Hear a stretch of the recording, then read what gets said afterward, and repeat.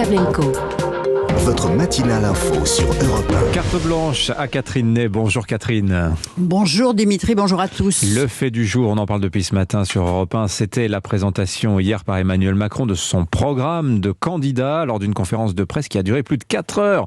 Cette durée, Catherine, vous interpelle ce matin. Oui, parce que c'est une épreuve tout de même dont on sort assommé. On pense à l'évangile de Saint Jean. Au commencement était le Verbe, et le Verbe s'est fait chair et il a habité parmi nous. Alors bon, Emmanuel Macron n'est pas le Jésus qui fait des miracles, mais il habite parmi nous et il est de tous les présidents celui qui aura été le plus bavard. C'est un incontinent du Verbe qui ne sait jamais fermer le robinet. On se souvient de ces one-man shows devant les maires qu'il appelait débat. C'était pendant la crise des Gilets jaunes. Il voulait montrer qu'il connaissait les problèmes du terrain. Pour cela, il avait avalé des montagnes de dossiers et là, il avait réponse à tout. Il savait tout mieux que ceux qui étaient auprès de lui et ça pouvait durer jusqu'à 6 heures. On regardait l'assistance, une majorité d'hommes assis, sans bouger, presque marabouté, et lui qui ne se demandait pas s'il a besoin d'une pause, envie de se désaltérer, souffler. Le plus surprenant ayant été sa réception à l'Élysée des intellectuels. Vous savez, les penseurs de la société arrivaient à 19h, et ça s'est terminé à 2h du matin avec un buffet assez chiche, dont les invités s'étaient plaints d'ailleurs. Un à un, certains s'étaient éclipsés un peu plus tôt, et lui, Emmanuel Macron, juché dans l'empyrée de l'intellect, y aurait bien passé la nuit. Stupéfiant, on était stupéfait par ce trop-plein de vitalité. Et au fond, c'est un exercice très narcissique. Bon, malgré tout, cette présentation de programme, c'était utile, indispensable, nécessaire.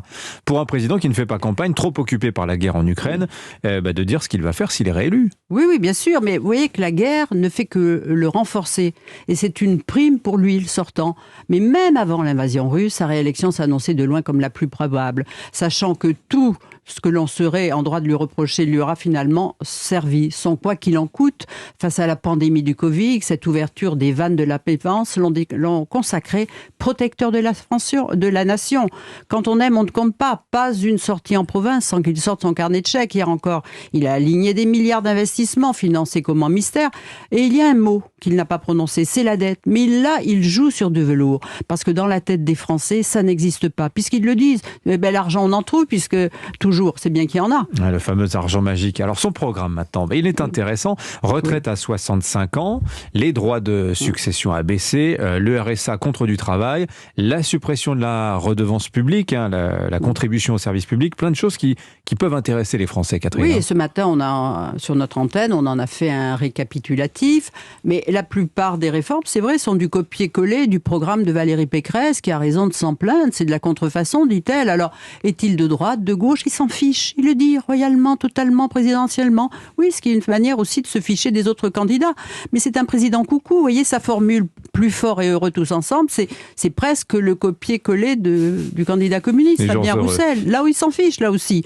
Mais voilà, moi ce qui frappe, c'est qu'il parle comme quelqu'un qui croit, qui sait, à 4 semaines de l'élection, qu'il a toutes les chances de rempiler. Alors, conclusion, Catherine, la campagne est-elle terminée avant même d'avoir commencé ? La surprise peut toujours venir, évidemment. Mais Marcel Gauchet, philosophe, historien, le voit en miraculé de la politique, presque un élu des dieux, voyez, on revient à l'évangile. Des conditions de son élection il y a 5 ans, grâce à l'affaire Fillon, qui était imprévisible, jusqu'à celle de sa réélection, c'est vrai que tout se conjugue toujours en sa faveur. On peut dire qu'il a la baraka. Alors, ceux qui enragent lui prédisent les malheurs qui tomberont sur sa tête dès qu'il sera élu, et il les énumère parce que responsable de la décomposition politique depuis sa première élection, elle risque de s'accélérer et privé d'amortisseurs de tous ces élus qui avaient de l'expérience. Eh bien, c'est du terrain qu'il faudra craindre le pire, puisqu'on le sait, la France est un tapis de braise. Merci beaucoup, Catherine Ney. Bon week-end à vous.